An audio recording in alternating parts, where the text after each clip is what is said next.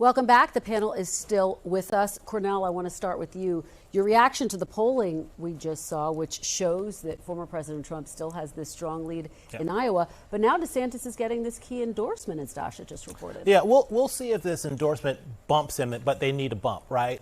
When you look at this polling in Iowa, and I was looking to see if anyone was actually having momentum, and you could see, someone begin to really challenge him. It's tough to look at these internals, right? His favorability is still much higher, but also more intense. His vote is less fluid than the other voters. He's sitting at 42% right now. And then there's this argument that, well, if the field shrinks, does it help someone else? Well, if the field shrinks in Iowa right now, 12% of voters in Iowa right now say that he is their second choice. So they're literally running out of vote right now to get to him. Sarah? Well, I think these candidates have to hold on to the fact that the number basically is 75% who are willing to look at somebody else. Do you think there's still time? So I do think there's time. I mean, look, Iowa has always been about momentum more than who wins the actual race. And so, if Trump underperforms, if Nikki Haley or Governor DeSantis overperform, that becomes the story going into New Hampshire, and it gives somebody an opportunity to have a moment there. And I think that's the strategy that they have to be thinking about. Yeah. Amy, what's your take? How significant do you think this endorsement is by Governor Reynolds? Yeah, I don't know that it's going to dent the biggest asset that Donald Trump has, which is he's seen as the candidate who can beat Joe Biden. Yeah. And so having a support of a governor, I think 20 or 30 years ago, that was the sort of thing that could really jumpstart your campaign. The debate will obviously be very important, too, for DeSantis to be able to try to blunt the momentum from Haley. So this, to me, is part number one of blunting her momentum. We're no longer talking just about her going into the debate and then having that strong performance. The other person I'm looking at is Tim Scott, he's all in on Iowa, and he absolutely has to be. Yeah.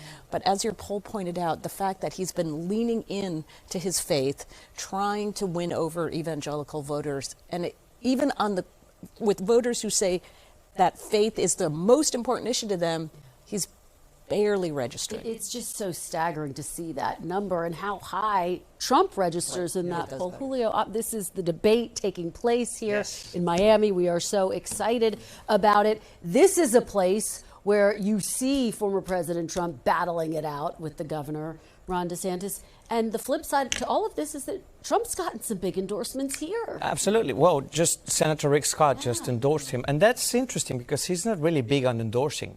They're friends from a long time ago. But I remember interviewing Senator Scott in March this year, and he wasn't willing to say he was going to support Trump. But he was very outspoken about criticizing Ron DeSantis and his policies. They disagree on so many issues: abortion, in-state tuition for dreamers, and many other policies.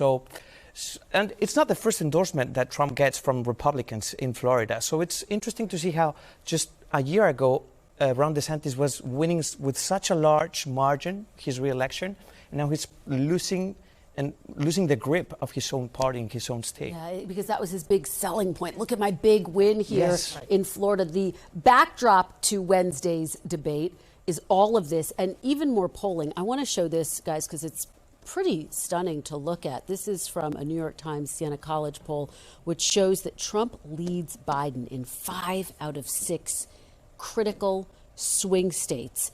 And of course, you have this week where Mr. Trump's going to be counter-programming the debate. Sarah, he's going to be holding a rally here. And guess what? On Monday, he's going to be in court.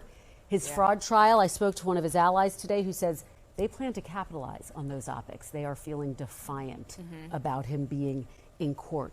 What are you going to be watching for on the debate stage? Well, I think these other candidates trying to take on Trump, they have to figure out their moment. And the dynamics, now with the two folks tied, the governors, Haley and DeSantis, the question is, how do they play it? I think she really needs to just stay the course. She has done so well in these debates. She comes across almost Thatcher-esque, which is exactly how you want to be described at this time in the world, what's going on in the world. I think for DeSantis, it's harder. He's got to figure out how to peel off Trump voters. In many ways, he needs to not take the bait by going after her, which will be the temptation, because she's not really pulling from him. he needs to pull from Trump. So he's got to figure out how to bucket Trump, bracket Trump, and pull people off of Trump. And Cornell, that's been his challenge this whole time. You have DeSantis kind of running to the right of Trump, trying to get those Trump voters, but you can't get those Trump voters. They're solidly behind Trump. Well, I would argue that they've helped Trump in many ways. When you look at the NBC's polling there in Iowa, for example, when you look at the traits, I mean, Trump has a big advantage on all these traits. And the one that sticks out to me, like all traits aren't equal, because I'm going to guess that the most important trait there is can they beat Joe Biden? And by the way, Trump has a big advantage there, but the whole field has helped him because they've said, in fact, he has beaten, they've all bought into the big lie. So if in fact voters say, well, he's already beaten Biden, what's my rationale for voting for you? Yeah. Amy, what are you going to be watching for Wednesday? I like what Sara set up, this dynamic with the two candidates who right now are battling to be that alternative to Donald Trump. But don't we feel like we're back in 2016 again? A lot of days, where, yes. Where the focus, and especially because Trump's not on stage, they go and turn on each other to become the second place candidate, still trailing Trump by a significant amount, not willing to challenge Trump directly, in part because some of the things you would think, I'm going to go challenge the front-running candidate, whether it's indictments or electability, voters don't buy it. Julio, you think the gloves really start to come off on Wednesday night? They have to, right? I mean, time is running up, so they have to. And I think Nikki Haley has been very successful right now to show that he's a good alternative.